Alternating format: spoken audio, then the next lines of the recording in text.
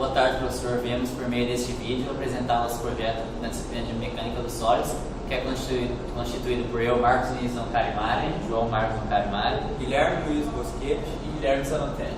Então, professor, neste trabalho será apresentado a metodologia utilizada para os cálculos do projeto de uma passarela, bem como a escolha do melhor material a ser utilizado, geometria das colunas, tipos de apoio, sempre levando em conta as propriedades mecânicas, disponibilidade e fabricação dos materiais. Então aqui, professor, o objetivo geral desse trabalho é aplicar os conhecimentos adquiridos em sala de aula em um projeto que se aproxime das condições reais de engenharia, além de desenvolver habilidades que vão além dos cálculos da estrutura, como análise de custos, viabilidade dos materiais, cronograma de atividades, construção e posterior manutenção. Já o objetivo específico é projetar uma passarela que tenha a finalidade de proteger contra a chuva o deslocamento de pessoas entre a casa e a edícula, por exemplo, ou entre locais que sejam descobertos. Agora a gente vai especificar a geometria e os materiais utilizados. Então, o material selecionado para as colunas e vigas é o alumínio 661 T6. Por que esse alumínio? Porque ele apresenta boas propriedades mecânicas, leveza, menor custo que alguns aços e boa resistência à corrosão, sendo essa última característica necessária para a longevidade da estrutura. No memorial, na folha que será entregue ao professor, tem uma tabela que apresenta mais propriedades desse tipo de alumínio, que serão usadas posteriormente para os cálculos do projeto. Isso. Agora o material da cobertura. A gente selecionou para a cobertura o policarbonato compacto.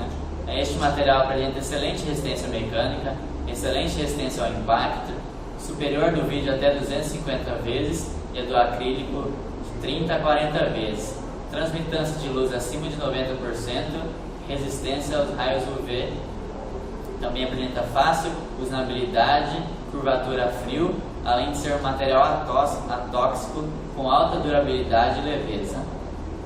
Também no material entregue ao professor tem uma tabela com mais propriedades do policarbonato. Agora vamos falar dos tipos de apoio. A estrutura será chumbada ao solo e soldada nos locais de junção das colunas e vigas. A soldagem foi escolhida por ser um processo relativamente fácil. A seção transversal das colunas e vigas serão de perfil quadrado, pois esses são de fácil fabricação e é desnecessária a utilização de barras maciças, já que a estrutura é solicitada apenas a esforço do próprio peso, chuva e o vento. Porém, para cálculo desse nosso trabalho, a influência de chuvas e de fenômenos físicos foram deixados de lado para a simplificação dos cálculos dos esforços. Então, apresentando aqui, professor, o memorial de cálculo, se tem um perfil dos tubos de alumínio, que é tanto para as vigas e para as colunas. A largura da viga e da coluna é de 63,5 mm, com uma espessura de 3,17 mm. Já o peso é de aproximadamente 2 kg por metro. Agora, a área de seção transversal da viga e das colunas é de 7,65 × 10⁻⁴ metros quadrados e o momento de inércia dos mesmos são de 465,35 × 10⁻⁹ metro a quarta. O comprimento total das vigas é de aproximadamente 37 metros. Com o comprimento total das vigas, foi calculado a massa total dessas vigas do telhado, que totaliza aproximadamente 76 kg. Agora, indo para a cobertura, que são as chapas de policarbonato, elas vão ser chapas de 3.000 mm por 1.530 mm, com uma espessura de 3 mm. A inclinação mínima recomendada para esse tipo de cobertura é de 10%.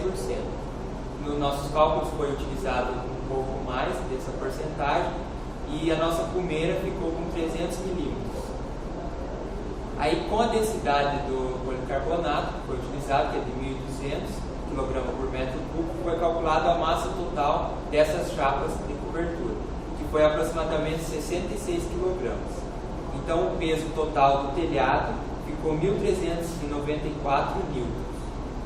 A força do peso será distribuída igualmente entre as 6 colunas, na qual cada coluna terá que suportar um peso de 232,38 N. Essa foi a suposição que a gente fez, que cada coluna vai aguentar, como tem 6 colunas, vai ser 1/6 da carga total da massa do telhado. E agora a gente fez o cálculo da flambagem para a coluna. Já calculado aqui a área da coluna, o momento de inércia, o modo de elasticidade é dado, a gente colocou um comprimento da coluna de 2,5 metros. Então, pela formulinha lá da carga crítica para a coluna, a gente calculou o valor da carga crítica. Posteriormente, o valor da tensão crítica e comparou essa tensão crítica com a tensão de escoamento. Como essa tensão crítica foi maior que a tensão de escoamento, então, se a carga solicitada chegar nessa tensão crítica, ele vai escoar ao invés de flambar. Porém, o percentual de carga aplicada não chega a 1% o total da carga crítica que o material suporta. Então, concluindo assim que a estrutura não vai flambar, não vai escoar, não vai ocorrer nada, vai continuar em segurança. Não precisando um coeficiente de fator de segurança. Então, depois a gente fez os cálculos de esforços nas vigas. Como que a gente fez? O método das seções e posteriormente o método dos nós, identificando qual viga está sendo solicitada, ou tração ou compressão. Então, todos feitos os cálculos referentes a isso. Pelo método dos nós, também utilizado junto para fazer esses cálculos das tensões, foi encontrado algumas das tensões e com esses valores foi calculado as tensões e comparando com os limites de resistência à tração do material, que é o mesmo do limite de resistência à compressão, que seria 290 MPa. Com esses, se percebe que as tensões em que as vigas estão sujeitas são muito inferiores aos limites de resistência à tração e compressão do material. Por fim, com o término deste trabalho, fica evidente a importância da elaboração de cronogramas para que seja possível o acompanhamento de todas as etapas do projeto, que vão desde a escolha do material, fornecedores, cálculos da estrutura, fabricação e montagem. E de suma importância a redução dos custos do projeto, a utilização sempre do material sustentável que não altere a segurança e a confiabilidade da estrutura.